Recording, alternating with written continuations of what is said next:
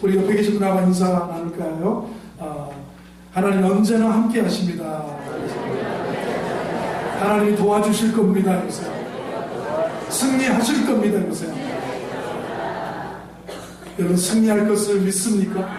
저는 오늘 여러분과 함께 확신하는 성령의 사람 이런 제목으로 로마서 강해를 이어가도록 하겠습니다. 한번 따라하겠습니다. 확신하는 성령의 사람. 우리가 예수 믿으면서 확신하게 정말 다른 사람 못지않게 예수 안 믿을 때는 그런 확신 못 누리고 살았는데 그런 자신감 내지는 그런 확신 그런 뭐라 그럴까요? 그런 승리감을 가지고 그런 당당함을 가지고 우리가 삶을 사는 그런 면이 있습니다. 그 면을 오늘 말씀을 통해서 로마서 강의를 이어가면서 은혜를 나누기를 원합니다. 미국 사람들, 영어권의 사람들이 편지를 쓸 때 지금은 뭐 편지가 그렇게 편지 안 하고 맨 카탈로그하고 맨 신문하고 맨 무슨 물건 사라는 그런 광고지만 우리가 오체버저시 통해서 봤지만요. 예전에는 우리가 편지에 그 사람의 생각이나 마음이 다 담겨져 있는 것 아니었습니까? 사실 이 로마서도 로마에 살고 있는 성도들에게 보낸 사도 바울의 편지입니다. 미국이나 영국 사람들이 편지의 마지막에 꼭 쓸 때 자기 이름을 쓰고 승리편에 서 있는 거시기로부터 그러면 예를 들어 고기룬 승리편에 있는 고기룬 목사가 보냅니다. 이런 이제 on the victory side, on the winning side, 고기룬 on the victory side, 고기룬 on the winning side. 제가 승리편에 서 있는 고기룬 목사가 여러분에게 편지했습니다. 승리편에 서 있는 고기룬 목사가 편지했다. 이런 그 승리편에 서 있는 누구로부터라는 표현을 이제 쭉 써내려왔습니다. 이 표현을 제일 먼저 쓴 사람이 누구냐면 영국의 청교도 정치가였던 올리버 크롬웰이라고 하는 사람이라고 합니다. 영국에서 내전이 벌어졌을 때 상황이 매우 불확실했음에도 불구하고 전쟁에서 승리를 확신하면서 지휘소신이나 또 밑에 어떤 전달 그 공문서를 내려보낼 때 아니면 후방에 있는 자기 가족들에게 편지를 쓸 때마다 늘 올리버 크롬웰은 승리편에 서 있는 올리버 크롬웰이 승리편에 서 있는 올리버 크롬웰이 편지를 보낸다. 이렇게 써서 보냈다는 거예요. 그래서 그 공문서를 읽을 때마다 그 지휘서신을 읽을 때마다 그 사적인 편지를 읽을 때마다 그들의 지휘관이 참모들과 스태프들은 그걸 깨달아. 야, 우리 지휘관이 승리를 확신하고 있구나. 우리 지휘관이 승리를 전쟁에서의 승리를 확신하고 있구나. 그러면서 그게 바이러스처럼 승리에 대한 확신이 승리에 대한 자신감이 병사들에게도 가족들에게도 후방에 있는 사람들에게도 전파됐다는 그런 이야기입니다. 여러분 우리가 이 생각이라고 하는 것은 참 소중합니다. 우리가 어떤 생각을 가지고 사느냐. 예수 믿으면서 내가 승리에 대한 확신에 대한 생각을 가지고 있느냐. 중요한데 어떤 분이 브리스틀이라고 하는 사람이 신념의 마력이라는 이 책에서 이렇게 얘기했습니다. 사업으로 성공한 사람들은 생각으로 먼저 성공하는 것이다. 그들의 손은 머리를 도운 것뿐이다. 이렇게 말했어요. 멋진 말 아니겠어요? 사업으로 성공한 사람들은 생각으로 먼저 성공한 거다. 그들의 손은 머리를 도운 것뿐이다. 머리를 도운 것뿐이다. 사업 성공 이전에 생각의 성공이 먼저라는 거예요. 사업을 벌려놓기도 하고 이 세상에 우리가 뿌리 받고 뿌리 내리고 삶을 살면서도 마음은 생각은 안 될 것 같은데 안 되면 어떡하지? 먼저 생각이 성공해야만 생각이 승리해야만 마음이 승리해야만 상황도 현실도 그렇게 정복된다는 것을 볼 수가 있습니다. 처음부터 어떻게 생각하느냐에 따라서 성패가 좌우될 수 있다는 얘기입니다. 이미 성공과 승리를 생각하며 추진하기 때문에 생각의 기선을 잡고 살아갈 수 있기 때문에 먼저 처음부터 생각하고 처음부터 마음에 확신을 가지고 사는 것이 중요하다. 그런 이야기입니다. 미국 교회의 지도자입니다. 제임스 알렌이라고 하는 분이 있습니다. 생각의 중요성을 이렇게 강조했습니다. 현재 당신의 모습은 당신의 과거의 생각의 결과입니다. 미래의 당신의 모습은 현재 지금 생각하는 여러분 당신의 결과일 것입니다. 당신의 오늘은 어제 생각한 결과고 당신의 내일은 오늘 무슨 생각을 하느냐에 달려 있습니다. 인생은 어떻게 보면 모든 분야에서 생각이 열심입니다. 자, 예수 믿으면서 우리 그래서 생각을 한번 정리해 보는 거예요. 생각의 깊은 부분을 한번 말씀을 통해서 생각해 보자는 거예요.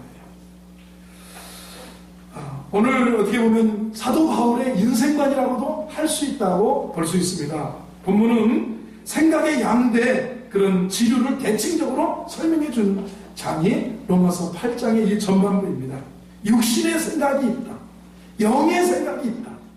자, 우리 그냥 자연적으로 생각하는 육신의 생각으로 사는 사람.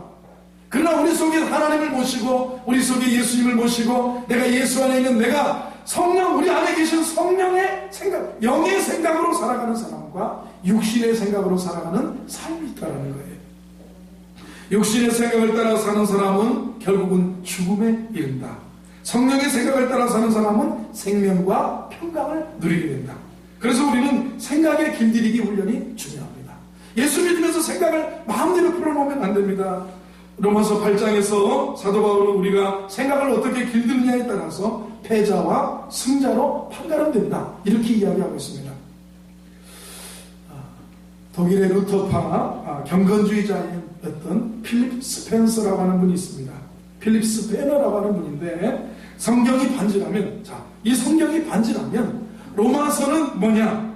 반지 위에 고귀한 보석이다. 자, 성경을 반지죠. 반지라면 로마서는 뭐냐? 그 안에 다이아몬드 같이 고귀한 보석이 로마서다. 성경이 반지라면. 그러면 뭐냐? 로마서 8장은 뭐냐면 거기서 가장 빛나는 부분이 로마서 8장이다. 왜? 성령님에 대해서 가르쳐주면서 육신의 생각은 사망이지만 성령의 생각은 생명과 평안으로 우리를 이끌어간다. 우리의 성령은 우리를 확신하게 만든다. 인생을 어떤 확신을 가지고 살게 하는 거예요. 여러분, 질 거라고, 안 될 거라고, 나는 죽을 거라고, 나는 실패할 거라고, 결혼이 깨질 거라고, 아니면 뭐 내 삶이 무너질 거라고, 자식이 안 될 거라고 생각하고 사는 거하고 확신하는 거예요. 그러므로 그리스도 예수 안에 있는 자에게는 결코 정죄함이 없느니 이는 생명의 성령의 법이 죄와 사망의 법에서 너희를 해방하였습니다. 오늘 로마서 8장 1절에 그런 이야기 하죠. 제일 먼저 그렇게 그러므로 누구든지 그리스도 예수 안에 있는 자에게는 결코 정죄가 없다. 안 된다는 생각, 패배할 거라는 생각, 너는 죄인이라는 생각, 너는 죄 때문에 멸망할 거라는 생각, 너는 죄 때문에 안 될 거라는 생각에서 우리를 해방시켜준다는 거예요. 누구예요? 교회 안에 있는 자가 아니에요? 8장 1절을 한번 크게 읽어봅니다. 시작. 그러므로 이제 그리스도의 자, 어디 안에 있는 사람이요? 교회 안에 있는 사람이요? 교회 안에 있어도 우리가 정죄의식 갖고, 아유, 우리 아버지가 무당이 안 돼. 아유, 우리 어머니가 무당이라 나는 안 될 거야. 예를 들면 그런 영적인 영향도 그렇고, 또 어떤 사람, 아유, 우리 아버지가 알코올 중독자인데, 우리 남편이 알코올 중독자인데 자식들이 온전하겠어? 정죄의식, 패배의식, 안 된다는 의식, 그런 의식을 보세요. 성령이 아니고는, 믿음이 아니고는, 그리스도 안에 있지 않고는 그런 정죄의식, 패배의식, 실패의식, 죄의식 속에서 살 수밖에 없는데, 그러나 성령 안에 있는 사람은, 예수 안에 있는 사람은, 그리스도 예수 안에 들어오면 이런 정죄의식에서 우리가 해방된다는 거예요. 할렐루야. 이 로마서 8장의 중심 단어는 그래서 성령입니다. 성령이라는 단어, 성령님이라는 단어가 19번 나오는 거예요. 그래서 로마서 우리가 7장까지만 해도요, 나라는 단어가 거의 다 있어요. 나. 그리스도 예수 안에는, 나라는 단어를 정말 많이 썼어요. 오라 나는 곤고한 사람이로다. 이 사망의 몸에서 누가 나를 건져내랴. 나라는 단어를 많이 썼어요. 나는 자연인인 나는 우리는 실패할 수밖에 없어요. 그러나 성령님 안에서 그리스도 예수 안에 있는 나는 정말 이 정죄의식에서, 실패의식에서, 패배의식에서 우리가 벗어날 수 있다는 거예요. 그래서 흔히들 로마서 8장을 성령장이라고 말해요. 여러분, 신앙생활에도 퀴즈 내볼까요? 믿음장이 어딥니까? 히브리서 11장. 사랑장이 어딥니까? 고린도전서 13장. 은사장이 어딥니까? 고린도전서 12장. 부활장이 어딥니까? 고린도전서 15장. 이 정도쯤 돼야 권사 장로 될 수 있어요. 근데 지금 하나도 뭔 얘기인지도 모른다 그러면 아직 집사님 되기 정도밖에 아직 신앙이 안 큰 거예요. 성경을 모르시는 거예요. 교회. 그래서 교회 안에 있다고 되는 건 아니에요. 하나님 말씀, 그리스도 예수 안에 있는 자에게는, 그러므로 누구든지 그리스도 예수 안에 있는 자에게는 결코 정죄함이 없다. 정죄는 뭐냐? 우리를 조그마한 죄를 져도 과거에 그 발목이 나를 안 될 거라고 실패의식, 패배의식, 나는 죄인이라는 의식. 그래서 결국은 그거에 묶여서 해방되지 못하고 자유하지 못하고 우리가 생동감 있게 역동적으로 삶을 살 수가 없게 만드는 거예요. 그리스도 예수 안에 있는 자에게는 결코 정죄함이 없다. 교회에 다니면이 아니고 그리스도 안에 있다는 거예요. 우리가 예수 안에 들어가서 내가 예수님 안에 거하고 예수님이 내 안에 거하게 되는 것, 이게 예수 안에 있는 거예요. 이런 사람은 결코 실패자로 끝나지 않는다는 것을 말하는 희망의 선언이라는 거예요. 한 번 더 하겠습니다. 그리스도 예수 안에 있는 자에게는 결코 실패자로 끝나지 않습니다. 아멘이신가요? 네. 굉장히 중요합니다. 그래서 로마서 8장 37절에는 우리가 넉넉한 승자다. 그러나 이 모든 일에 우리를 사랑하시는 이로 말미암아 우리가 넉넉히 이긴다. 그러나 이 모든 일에 우리를 사랑하시는 이로 말미암아 우리가 넉넉히 이긴다. 그리스도 예수 안에 들어온 자, 그리스도 예수 안에 있는 사람은 우리를 사랑하시는 자로 말미암아 넉넉히 실패나 정죄나 세상의 모든 걸 이긴다는 거예요. 넉넉히 이기는 사람이 되는 거예요. 확신이에요. 옆에 계신 분에게 축복합니다. 넉넉히 이기실 수 있습니다. 그래서요, 그리스도인의 삶은 성령 안에서 사는 삶이라는 것입니다. 성령으로 생기와 활력을 얻고요, 성령의 인도함을 받고요, 성령으로 풍성한 삶을 살고요. 그러므로 성령 없이는 참된 그리스도인의 제자도를 생각할 수도 없고 사실상 제자로서의 삶도 불가능한 거예요. 그러면 성령님은 어떻게 우리가 승리하며 생활할 수 있도록 우리에게 확신을 주시는가? 무슨 확신을 주시는가? 오늘 세 가지를 생각하면서 로마서 8장 말씀을 통해서 은혜를 받게. 먼저 성령님은 죄를 생각하지 않게 해요. 마귀는 자꾸 사탄은 발목을 잡습니다. 너 목사가 그래가지고 설교할 수 있겠어. 목사로 제일 어려운 것이 뭐냐면요, 내가 부족한데 이 앞에서 설교해야 된다는 거예요. 어떤 때는 내가 약하면요, 김집사가 나를 총으로 쏘는 것 같은 느낌이 들 수 있어요. 아이고 목사님이랑 잘하세요. 빵! 저 앉아서 뒤에서 아이고 목사님 너무 잘난 체하시네요. 빵! 목사님이 교만하시네요. 빵! 이렇게 쏘죠. 그게 이런 싸움이에요. 이런 싸움. 이게 뭐냐면 이게 정죄의식이에요. 이게 패배의식이에요. 성령으로 말미암지 않고는. 그래서요, 가끔 그랬어요. 제일 성도 중에서 목사가 골치 아픈 성도가 뭐냐? 속썩이는 성도가 아니고, 성경책에 오늘 2013년도 11월 24일 로마서 8장 1절부터 17절 제목은 확신하는 성령의 사람 적어놓고, 다음에 한 3년 있다가 제가 로마서 8장 가만히 있어봐. 여기 보면 그때 2013년 11월 24일 날 확신하는 성령의 사람을 했는데 또 하시네. 능력이 없네, 은혜가 없네, 기름 부음이 없네, 연구를 안 하시네. 근데 목회에 그걸 아셔요? 목사의 자유는 하나님께서 그런 말씀을 주신다면 10번이고 또 할 수 있는 게 0권이랍니다. 무슨 말인지 아시겠어요? 그거 써놓은 당신은 필요 없어도 안 써놓은 9명은 정말 그 말씀이 필요하다는 거예요. 이게 자유라는 거예요. 확신이라는 영역이에요. 이걸 안 하면 정말 목사에겐 정죄가 그거예요. 목사에겐 내가 그 설교를 한다. 아이고 빵 목사님 빵 목사님이나 잘하세요. 빵! 그러면 이 앞에서 내가 어떻게 서겠어? 제가 여러분 큰 죄를 짓고 이 앞에 서서 어느 날 어떤 분이 나한테 그 죄를 다 고발을 했어요. 그러면 내가 이 앞에서 설교할 때 참 얼마나 힘들겠어요. 그런 거나 마찬가지. 마귀는 꼭 우리를 그렇게 발목 잡는다는 얘기예요. 마귀는 그래서 우리에게 오늘 참 이 선언을 먼저 하는 거예요. 그러므로 이제 그리스도 안에 있는 자에게는 결코 정죄함이 없다.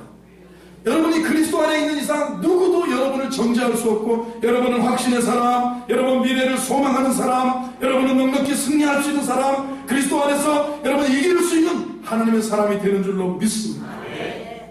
성령님은 제일 먼저 우리가 성령 안에 그리스도 안에 거하면 죄를 생각하지 않게 하십니다.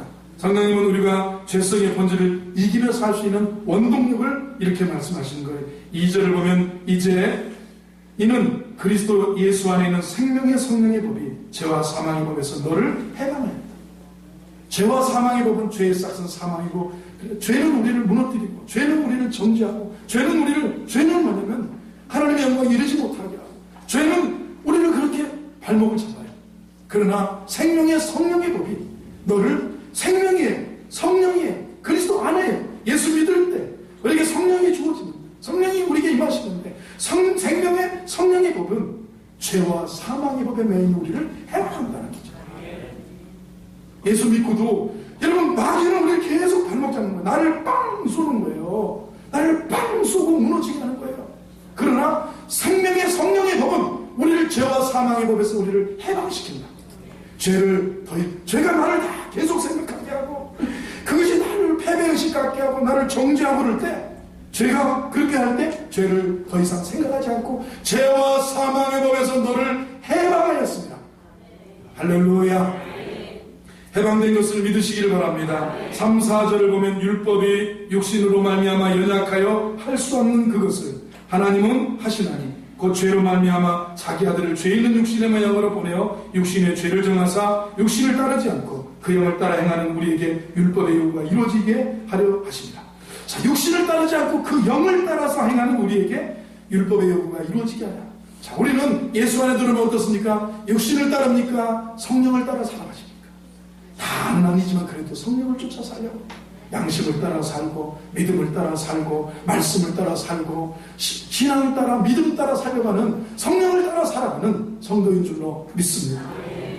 그래서요, 성령님은 죄를 생각하지 않게 하시는, 이 말이 무슨 얘기냐면 성령님은 죄의 지배를 받지 않게 하신다는 거예요. 우리가 성령 충만할수록 하나님의 다스리심을 받게 되고 타락한 죄성의 지배를 받지 않게 되는 거예요. 자, 성령이 충만하면 성령이 죄가 우리를 죄를 생각하지 않게 하는데, 어거스틴은 이런 말씀했어요. 새가 머리 위에 나는 것은 막을 수가 없다. 그러나 새가 우리 머리 위에 집 짓는 걸 막을 수 있잖아요. 여러분, 마당에 가보면 우리 하얀 십자가가 있는데 까치가 아침에 얼마나 부지런한지 몰라요.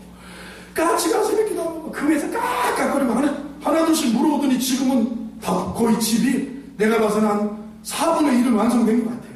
까치가 집 짓는 거예요. 그래서 내가 워이 하니까 동네 할머니가, 목사님 왜 그러세요? 그래서 까치가 집 짓는데, 까치 집 짓는 것이, 목사님 원래 동네 마을에 까치가 집을 지면 그 마을이 복이 있다는 거래. 그리고 까치 집을 짓는 집은 그 집에 돈이 있으니까 쫓지 마세요. 그 말을 들으니까 그러다가 그래도 더러운 것보다는 낫지 워이 하는데, 오늘 보세요. 여러분, 새가 우리 머리 위에 날아다니는 것은 막을 수가 있어요. 그러나 집 짓는 것, 죄라는 것이 우리에게 생각 속에 죄가 우리에 튼다는 거예요. 이러고도 싶고 저러고도 싶고, 이런 들었다 하고 저런 들었다 하고 살아가고 싶은데, 이게 다 죄라는 놈이 나를 딱 잡고 그렇게 살아서 너는 죽음으로 가자, 우리를 확 잡고 가는 것은 내가 성령의 인도하심 속에 막을 수 있어요. 이거 떨쳐버릴 수 있어요. 할렐루야. 그래서 이 성령은 우리 안에, 우리가 그리스도 예수 안에 있으면 이 성령은 우리를 어떻게 죄의 지배를 받지 않게 한다. 스펄전 목사님이 이렇게 말했습니다. 우리의 생각을 그대로 내버려 두는 것은 더러운 새를 새장 속에 넣거나 들짐승을 집안에 들이는 것과 같다. 우리의 생각을 그대로 내버려 두는 것은 뭐냐? 더러운 새를 새장 속에 넣어버리는 거나 들짐승을 집안에, 돼지를 집안에 들여놓고 함께 이불 덮고 자는 거나 똑같다는 거예요. 어제 성령이 계시고, 우리가 사람이 사는데 어떻게 돼지가 들어와요? 요즘 강아지는 들어오지? 강아지는 그렇게 좋아하는지 모르겠어요. 그냥 보세요. 사람이 사는데 돼지가 어떻게 들어오냐는 거예요. 사람이 사는 집에 성령이 거하는 곳에 어떻게 그것을 받아들일 수 있겠느냐. 그런 것이 들어올 수도 있지만, 우리 위를 날아갈 수는 있지만, 그것을 내 속에 완전히 받아들이지는 않게 된다는 거예요. 죄의 지배를 받지 않게 하신다. 성령님은 두 번째로 보면 죄에 머무르지 않게 하신다는 거예요. 거듭난 사람은 계속해서 죄에 머무를 수가 없습니다. 한 번 정도 실수하고 넘어질 수 있지만 죄가 체질에 안 맞게 되는 거예요. 성령 주도적으로 찔리고 좀 양심이 컬컬하고 목마르고 거룩에 대한 목마름이 생기고, 그래서요, 신앙생활 하다 보면 깨름직한 거예요. 이게 교회 한 번 안 나가면 막 이상하고, 하나님 앞에 잘 못하면 끄림직하고 그런 거예요. 그래서 우리의 삶은 뭐냐면 죄에 더 머무르지 않게 하시는 이 성령님을 우리가 인정할 수밖에 없는 거예요. 날마다 죄와 죄성과 싸워서 이기는 방법은 간단합니다. 영이 몸을 다스리게 되면 됩니다. 성령님이 우리의 속사람을 다스리는 만큼 우리가 넉넉히 승리할 줄로 믿습니다. 갈라디아서 5장 16절에 이렇게 말씀합니다. 여러분 성령을 따라 살라는 거예요. 그러면 육체의 욕망을 따라 살지 않게 된다면 너희는 성령을 쫓아 행하라. 그리하면 육체의 욕심을 이루지 아니할까. 성령님은 우리가 정결하게 살 수 있는 능력을 주시는 거예요. 죄와 싸워 이길 수 있는 거룩한 힘을 주시는 분이 성령입니다. 성령은 우리의 내면적 체질을 바꿔주시고 죄가 싫어지게 하고 성령 충만할수록 마귀가 멀리 도망갈 줄로 믿습니다. 예수님도 이런 성령 충만함을 비유로서 이렇게 말씀하셨어요. 여러분 적으세요. 제가 이런 글을 하나 읽었는데 우리가 자신의 내면을 어떻게 키워나가느냐에 중요한 얘기입니다. 여러분과 저의 내면을 어떻게 키워나가느냐. 예수 믿으면서 자, 우리 본성, 죄성이 그대로 있고 또 우리 안에 계신 성령님, 내가 그리스도 안에 있을 때 내 안에 모시고 내 안에 함께 하시는 성령님이 계신데 자, 우리가 이 거룩한 이것을 어떻게 키워가느냐, 내면을 어떻게 키워나가느냐. 어느 날 인디언 할아버지한테 체로키족 노인이 할아버지가 손자에게 이렇게 교훈을 했습니다. 자기 내면 안에서 벌어지고 있는 일들을 이렇게 이야기합니다. 아가, 내 안에는 늑대 2마리가 싸우고 있단다. 할아버지 안에 무슨 늑대가 2마리씩이나 있어요? 한 마리는 악이란다.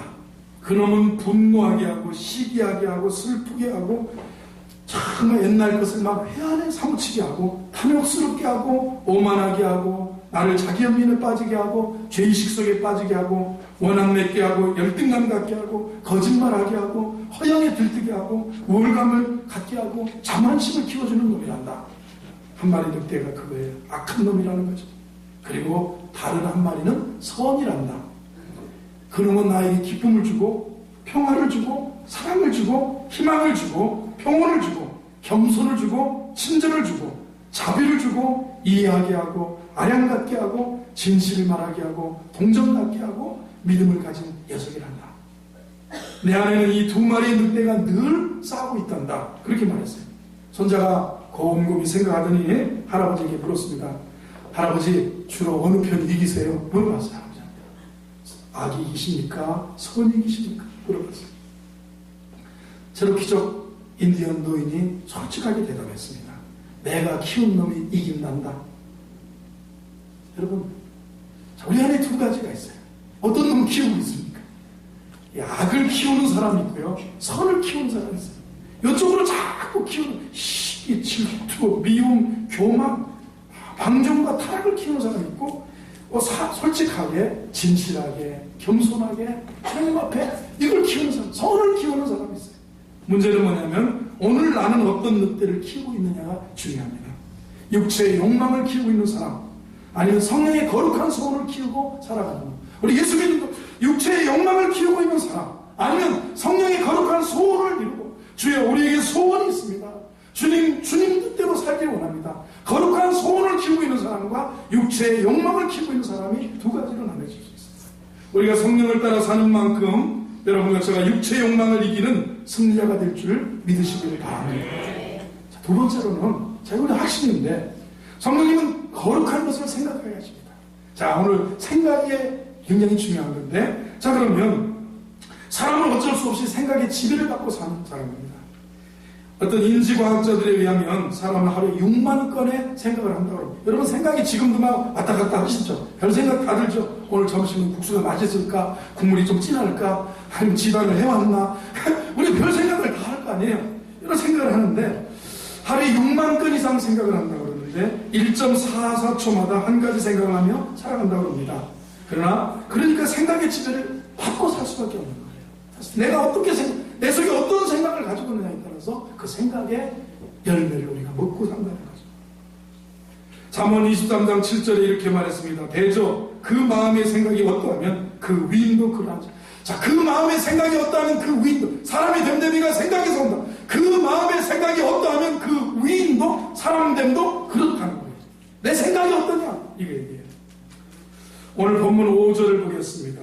5절을 보면 5절 같이 읽어봅니다. 시작. 육신을 따르는 자는 육신의 일, 영을 따르는 자는 영의 일을 생각한다.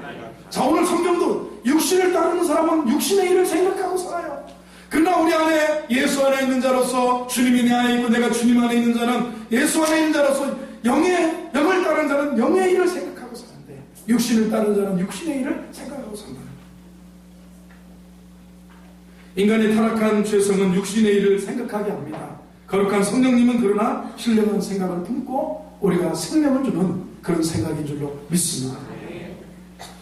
그래, 육신을 따르는 자는 육신의 일을, 영을 따르는 자는 영의 일을 생각한다는 겁니다. 인간의, 그렇죠, 이런 맥락에서 사도 바울은 6절부터 8절까지 육신의 생각과 성령의 생각을 대칭적으로 설명합니다. 6절부터 한번 8절까지 읽어봅니다. 시작. 육신의 생각은 하나님과 원수가 되나니 이는 하나님의 법에 굴복하지 않을 뿐 아니라 할 수도 없습니다. 육신에 있는 자들은 하나님을 기쁘시게, 자, 육신에 있는 생각은 사망이고 영의 생각은 생명과 평안이고, 육신의 생각은 하나님과 원수되는 거고, 하나님의 법에 굴복도 안 하고, 그렇죠, 할 수도 없고, 육신에 있는 자들은 하나님을 기쁘시게 할 수 없다. 육신의 생각, 영의 생각을 이렇게 구별해서 나옵니다. 그래서 갈라디아서 5장 16절 17절에는 이런 말씀입니다. 너희는 성령을 따라 행하라. 그리하면 육체의 욕심을 이루지 아니하리라. 육체가 하는 것은 성령을 거스리고 성령이 원하시는 것은 육체를 거스른다는 거예요. 이 둘이 서로 대적하여 너희가 바라는 것을 하지 못하게 한다. 그래서 생각의 성화가 중요해요. 생각. 한번 따라가겠습니다. 생각이 중요합니다. 저는 이런 생각을 가끔 할 때가 있습니다. 생각에 성공한다, 이거보다도 생각의 성화, 생각에 막 성공하는 쪽으로 가서 이 세상적인 그런 자기 개발할 때 할 수 있다, 하면 된다, 해보자, 믿는 자에게 능치 못한 없다, 할 수 있다, 하면 된다, 적극적으로 나는 할 수 있다, 나는 하면 된다, 나는 성공한다. 생각의 성공보다는 생각의 성화를 또 한번 생각해 봐야 돼요. 생각을 좀 더 복되게, 생각을 더 거룩하게, 생각을 더 진리에 맞게, 생각을 더 겸손하게, 생각을 더 옳게 말할 수 있어요. 생각을 성령으로 길들이는 훈련을 이야기하는 겁니다. 로마서 8장에서 사도 바울이 우리가 생각을 어떻게 길들이냐에 따라서 육신의 사람이 되느냐, 성령의 사람이 되느냐를 이야기하고 있습니다. 패자가 되느냐, 승자가 되느냐, 성령의 사람이 되느냐, 육신의 사람, 이거 다 생각에서 온다, 그렇게 이야기합니다. 자, 여러분, 공원에 가거나 그림책에서 봤죠? 19세기 프랑스 조각가 로댕이죠. 로댕이 뭘 만들었습니까? 오댕이 아니라 누구라고요? 로댕. 로댕이 생각하는 사람을 만들었죠. 자, 오른손입니까? 왼손입니까? 오른손입니다. 그런데 그게 어디 있었냐면 단테의 신곡에 나오는, 단테가 지옥의 문에, 지옥의 문에서 그 지옥에 들어오는 그 조각품이, 지옥의 문을 프랑스의 박물관에 지옥의 문을 조각했는데, 우리 이제 현관문처럼 그 문에 지옥에 들어가는 사람이 누구냐? 지옥의 문에 전부 그런 사람, 저런 사람, 저런 사람, 이런 사람, 그걸 조각해놓고 그 꼭대기에 지금 시계가 있는 것처럼 그 꼭대기에 뭐가 있냐면 이 로댕의 생각하는 사람을, 누구냐? 단테의 그 신곡에서 지옥을 연상하면서 그걸 만들어놨대요. 그걸 만들어놨는데 그건 멀리 올려다보고 그러니까, 원래 이 판을 찍을 때는 한 10개나 이렇게 12개 정도를 찍는 게 이게 그 당시 관행이라고 해서 그거를 좀 더 크게 찍어가지고 밑에다가 이렇게 세워놓던 게 이게 이제 생각하는 사람, 로댕인데, 그게 원래 그거라는 거예요. 뭘 생각하느냐? 자, 저래서 지옥에 오는구나. 저래서 인간이 망하는구나. 단테가 그걸 보여주고 싶었던 거예요. 지옥의 문 꼭대기에서 생각하는 사람을 거기다가 새겨넣게 된 거는, 이래서 인간이 지옥에 오는구나. 이래서 인간이 무너지는구나. 이래서 인간이 비극이구나. 그걸 말하는 거예요. 지옥의 문에 앉아서 현세에서 고통스러워하는 인간들을 관조하고 있는 그 모습이, 육체의 본능을 따라 사는 자는 고통스러운 멸망의 결과를 맞이하게 되는구나. 이것을 심각하게 생각하라는 메시지예요. 여러분, 성령을 쫓아 사는 것, 육신을 따라 사는 것, 이 심각하게 받아들일 수 있을 정도의 우리가 말씀을 받을 때 성숙함이 있게 되기를 바랍니다. 우리가 성령으로 생각하지 않고 살수록 마귀의 놀이개감이 될 수 있습니다. 사탄이 가룟 유다를 완전히 놀이개감 삼아버렸습니다. 베드로 같은 대사도 사탄이 농락했다면 우리는 오죽하겠습니까? 그래서 우리가 더욱 필요한 게 생각의 성화예요. 생각을 아름답게 길들이는 게 중요한 거예요. 육신의 생각이 아닌 영의 생각을 따를 수 있는, 사람 중심이 아닌 하나님 중심을 할 수 있는, 개인 중심이 아닌 우리가 공동체를 생각할 수 있는, 교회를 생각할 수 있는, 교회 중심에 생각할 수 있는 그런 은혜가 있기를 바랍니다. 예수님의 수제자 베드로에게 주님이 이렇게 책망하셨습니다. 사탄아, 내 뒤로 물러가라. 너는 사람의 일을 생각하고 하나님의 일을 생각지 아니하는구나. 사탄아, 물러가라. 너는 내게로 물러가라. 너는 사람의 일을 생각하고 하나님의 일을 생각하지 않는다. 베드로가, 여러분, 베드로가 뉘우치고 깨우치지 않습니까? 성령의 사람, 성령의 생각이 뭐예요? 하나님 생각이에요. 하나님 중심이고 하나님의 일을 우선으로 하는 것이 하나님의 성령의 생각인 줄로 믿습니다. 여러분, 성령의 사람 어떤 사람입니까? 현재보다 미래를 생각할 줄 아는 사람이에요. 한번 더 하세요. 현재보다 미래, 세상보다 하나님 나라. 아멘이시죠? 인생의 초반부터요, 패배의식, 정죄의식 가지고 사는 게 아니라 승리의식을 가지고 사는 거예요. 그리스도 예수 안에 있는 자는 결코 정죄함이 없느니, 이런 그리스도 예수 안에는 생명의 성령의 법이 죄와 사망의 법에서 너를 해방하였으며, 초반부터 우리는 승리의식을 가지고 살게 된다는 거예요. 그래서 승리자가 되는 거예요. 가족들과 집안이 성령으로 거듭날 것을 생각하고, 우리 자녀들이 변화될 것을 생각하고, 남편이 예수 믿게 될 것을 생각하고, 그렇죠? 생각하는 거예요. 그래서 믿음으로 살고, 성령의 도우심으로 치유가 일어날 것을 믿고 생각하고, 성령의 역사로 직장과 사업장의 문이 복되게 열릴 것을 믿고 생각하는 거예요. 내 인생에 하나님의 도우심으로 형통하게 될 것을 믿고 생각하는 거예요. 여러분, 이미 승리자의 대열에 선 줄로 믿습니다. 할렐루야, 할렐루야. 성령님은 죄를 생각하지 않게 하십니다. 성령님은 거룩한 것을 생각하게 합니다. 우리가 성령님은 거룩한 것을 생각하게 하십니다. 저 여러분, 마음과 생각이 더 거룩해지는 믿음의 종들이 되기를 바랍니다. 자, 세 번째, 이 확신이 있어야 돼요. 우리가 하나님의 자녀라는 정체성을 성령은 가르쳐줍니다. 내가 누구냐? 나는 하나님의 자녀다. 이걸 가르쳐줍니다. 여러분이 받은 성령은 여러분을 다시 두려움에 이르게 하는 노예로 만드는 영이 아니라 여러분을 하나님의 자녀가 되게 하는 영이라는 거예요. 그래서 우리는 성령을 의지해서 하나님을 아빠, 아버지라고, 아버지. 우리가 주여 할 때 주여라고도 하지만 한국 사람은 아버지 그러잖아요. 아버지.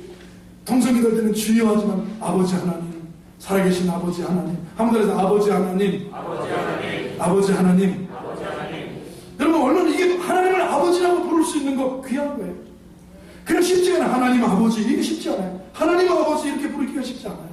하나님, 이 성령으로 말미암지 않고는 하나님을 아버지라고 부를 수가 없어요. 예수님을 주라고 부를 수 없어요. 14절 15절을 보세요. 본문 14절 15절 시작.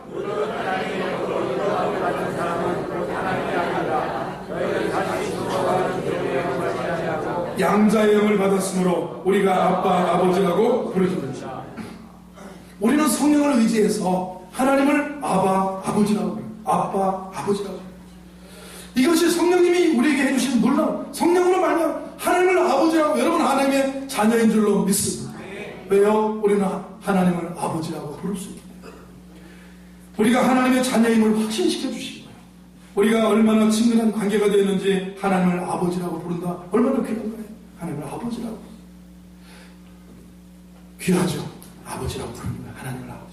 예전에 대통령을 아버지라고 둔 사람들 얼마나 좋았겠어요. 권력이 있고 힘이 있고 아버지라고 부르는 거예요. 아버지. 내가 예수 믿고 하나님의 자녀가 되었다는 확신을 갖게 된 것은 전적으로 성령님의 역사임을 믿습니다. 16절에 이렇게 말합니다. 16절을 또 한번 띄워보세요. 시작. 성령이 친히. 성령이 우리는 하나님의 자녀라는 것을 확신해 줍니다. 성령은 이 확신을 주시는 거예요. 우리가 하나님의 자녀다. 사랑하는 성도 여러분, 우리가 세상에서 힘들고 어렵고 지치고 우리가 낙심되고 절망될 일이 있어도 우리는 어떤 존재입니까? 우리는 하나님의 아들이에요. 하나님의 자녀예요. 옆에 계시는 하나님의 자녀입니다. 해보세요. 오늘 예수님은 세례를 받고 요단강에서 세례를 받고 올라오실 때 하늘문이 열리셨습니다. 누가복음에 보면 요단강에서 침례를 받고 예수님이 기도할 때 하늘문이 열리면서 너는 내 사랑하는 아들이라 내가 너를 기뻐한다. 너는 내 아들이라 내가 너를 기뻐한다. 변호사 감람산상에서 주님이 기도하셨을 때 하늘에서 음성이 들리면서 이는 내 사랑하는 아들이니 너희는 저의 말을 들으라. 예수님을 가리켜 이는 내 사랑하는 아들이다. 그 주님이 저와 여러분에게 너는 내 아들이다. 너는 내 사랑하는 딸이다. 오늘 이런 정체성을 가지고 우리가 하나님을 아버지라고 부르며 사는 성도인 줄로 믿습니다. 십자가에 못 박혀 죽으시면서도 예수님은 하나님을 아버지라고 부르셨어요. 아버지. 나의 하나님, 어찌하여 나를 이렇게 고통 속에 버리셨나이까. 하나님을 아버지라고 부르면서 이기시고 승리하는 것을 보게 됩니다. 오늘도 성령님은 우리가 하나님의 자녀임을 끊임없이 확신시켜줍니다. 우리는 자녀로서 엄청난 특권을 누릴 수가 있어요. 내 삶의 현실에서 어떤 우여곡절한 일들이 벌어진다고 하더라도 우리는 하나님의 사랑받는 자녀인 줄로 믿습니다. 누가 무슨 말을 하더라도, 사탄이 어떤 공격을 해서 내 삶이 지금 힘들고 어렵더라도 하나님의 자녀되면 결코 요동하지 않습니다. 독생자 예수님의 피값으로 사신 자녀예요. 절대 이거 불변의 진리입니다. 우리는 하나님께 무엇이든지 구할 수 있는 자녀가 됐어요. 축복을 누릴 수 있는 자녀가 된 줄로 믿습니다. 우리는 세상을 이길 수 있는 하나님의 자녀다. 세상을 이기고 우리가 하나님의 축복을 누리고 우리는 하나님을 아버지로 부르고 우리는 하나님 아버지의 인도하심 속에 자녀로서의 축복과 이 확신 가운데 이 땅을 살게 되는 줄로 믿습니다. 그래서 복음성가에 너는 내 아들이라 오늘날 내가 너를 낳았도다 너는 내 딸이라 나의 사랑하는 내 아들이라. 아침이라 목이 잘 안 나는데 너는 내 아들이라 너는 내 사랑하는 딸이라 오늘날 내가 너를 낳았다 이렇게 말씀합니다. 그래서 로마서 8장 15절을 보면 또 하나의 엄청난 약속을 우리에게 합니다. 자, 15절을 보면 한번 읽어봅니다. 시작. 너희는 다시 무서워하는 종의 영을 받지 아니하고 양자의 영을 받았으므로 우리가 아버지라고 양자라는 거예요. 양자의 영을 받았. 그래서 우리가 육신으로는 예수님은 육신으로는 다윗의 혈통에 나셔 성결의 영으로는 죽은 자 가운데서 다시 살아나신 부활의 영으로 온 것처럼 우리도 육신의 혈통으로는 하나님을 아버지라고 부를 수가 없어요. 그러나 영으로는 예수 그리스도를 구주로 믿으면서 우리가 성결의 영으로 하나님을 아버지라고 부릅니다. 혈통으로는 우리는 하나님과 무슨 혈통이 아담부터 이렇게 쭉 내려온다면 그렇겠지만 그러나 우리가 정말 죄의 혈통이요 아담과 하와의 원죄의 혈통을 받은 우리가 어떻게 하나님을 아버지라고 부를 수 있는가? 이건 성령의 확신이라는 거예요. 양자라고 하는 거 이렇게 표현했어요. 엄청난 그런 표현인데 양자입니다. 원래 죄인의 신분이었는데 예수님의 십자가 보혈로 의인의 신분으로 바뀐 거 양자됐다. 양자의 영을 해요. 너희는 다시 무서워하는 종의 영을 받지 않고 양자의 영을 받았으므로 우리가 아버지라고 부르신다고 했어요. 양자라는 용어 로마 시대에 대단히 높은 특권을 누릴 수 있는 수준 높은 그런 자리입니다. 어떤 호민관의 양자가 된다. 어떤 장군의 양자가 된다. 어떤 정치가의 양자가 된다. 대단한 거예요. 로마 문화를 이해해야 돼요. 우리나라는 서자는 아주 취급을 안 했던 시대이기 때문에 어떤 사람의 양자가 되는 아직도 입양하는 거 그렇게 귀하게 보지 않잖아요. 입양하면 진짜 아들이 아니라고 생각하지 않습니까? 그러나 로마 시대의 이 양자라고 하는 이 성경의 사도 바울이 그 당대를 보면서 로마 사람들에게 보내면서 우리가 어떠냐? 우리가 마치 하나님께 양자의 영을 받은 거나 마찬가지다. 그러면 대단한 거예요. 원래는 죽을 수밖에 없는 죄인이고 원래는 비천한 신분인데 우리가 양자가 된다. 한 사람의 어느 가문의 양자가 된다. 엄청난 거라는 거예요. 로마 시대에 대단히 높은 수준의 특권을 가진 사람이 양자들이었어요. 로마 문화권에서 어느 귀족 집안의 양자가 되는 것 굉장한 축복이었습니다. 어떤 귀족들은 자기 친자식들에게 부족한 점이 발견돼서 우리 가문을 물려주기 어렵겠구나. 우리의 이 모든 재산과 이 모든 권한을 물려주기가 어렵겠구나. 그러면 특출한 인물을 양자로 입양했습니다. 그래서 자기가 낳은 자녀보다 더 귀하게 여기고 그에게 상속자가 되게 했습니다. 우선 양자를 삼게 되면 제일 먼저 가정교사를 붙여줘요. 그래서 전인적으로 탁월한 실력을 갖춘 가정교사는 양자에게 먼저 그의 부모가 어떤 분인지, 이분의 영향력이 무엇인지, 이분의 이 분야가 군사 분야고, 이분의 이 분야가 정치 분야고, 이분의 이 분야가 사회 영역이다. 부모가 누군지를 정확히 가르친 다음에 그 부모가 원하는 수준으로 양자를 교육합니다. 자, 이렇게 사업을 해야 된다, 이렇게 정치를 해야 된다, 이렇게 군대를 이렇게 이끌고 통솔해야 된다, 무술을 이렇게 배워야 된다. 부모가 원하는 수준으로 키워요. 먼저 부모가 누군지를 가르치고 부모가 원하는 수준만큼 가르친 다음에 마지막 단계로 양자 교육이 끝날 쯤에 가정교사는 양자에게 놀라운 선언을 합니다. 선포를 합니다. 그대에게 양부모가 된 분들은 그대를 위해서 놀라운 상속을 준비해놨네. 그리고는 그 상속의 정서를 준비해줍니다. 양자라고 하는 것은 곧 뭐예요? 상속자가 되는 거예요. 상속자예요. 제가 이건희 회장의 상속자가 된다면 제가 좀 달라질까요? 아마 저는 교회를 많이 세울 것 같아요. 그 돈을 가지고 다 얻어왔을까 모르겠는데 내가 목사를 할까? 아니면 이건 생각도 하기 싫은 얘기인데 여러분 그렇죠. 상속자가 된다. 그 정치가의 상속자가 된다. 그 군인의 상속자가 된다. 그 돈 많은 집안의 상속자가 된다. 마지막에 당신에게 임하는 상속이 되어져 상속 증서를 받는 이게 양자라는 거예요. 양자. 그럼 우리가 성령님은 제일 먼저 죄를 생각하지 않게 하고 성령님은 거룩한 것을 생각하게 하는 확신을 주고 성령님은 우리가 하나님의 자녀라는 이 확신을 주시는 분이에요. 할렐루야. 여러분 얼마나 우리는 양자의 하나님을 아버지라고 부르는 거예요. 하나님 그리고 하늘나라에 상속이 있어요. 하늘나라에 천국이 있습니다. 우리에게는 천국이 있고요. 우리에게는 이 땅에서 심은 것처럼 이 땅에서 헌신하고 봉사하고 충성하고 믿음으로 사는 것처럼 하늘나라에 영원한 상급이 있고 하늘나라의 자녀로서 이 땅을 살다가 하늘나라의 영원한 상급이 우리에게 상속되어져 있다. 17절을 보겠습니다. 17절을 보면 자 보세요. 시작. 자녀이면 또한 상속자 곧 하나님의 상속자요 그리스도와 함께한 상속자니 우리가 그와 함께 영광을 받기 위하여 고난도 함께. 자, 양자를 얘기하죠. 자녀가 되면 양자는 정말 그 죄인의 신분에, 노예의 신분에서 이제 귀족의 신분이 됐고, 가정교사를 붙여줘서 부모가 누군지를 교육받게 되고, 부모의 원하는 수준까지 교육받게 되고, 교육받은 다음에는 당신의 양부모는 놀라운 상속을 줬네. 이 상속 증서를 받아보게. 우리에게는 무엇을? 자녀이면 하나님의 후사로 상속자라는 거예요. 하나님의 자녀는 이 확신을 가지고 삶을 산다는 거예요. 이 땅에서 우리는 얼마나 놀라운 축복을 받은 자들인가. 저와 여러분 놀라운 하늘의 축복이 있는 줄로 믿습니다. 예수님의 십자가 은혜로 죄인이 의인으로 바뀌게 된 거, 하나님의 사랑받는 자녀가 됐고 더 나아가서 하나님의 나라의 엄청난 상속자가 된 거예요. 예수 그리스도의 공동 상속자가 특별히 예수님과 함께 된 상속자라고 했어요.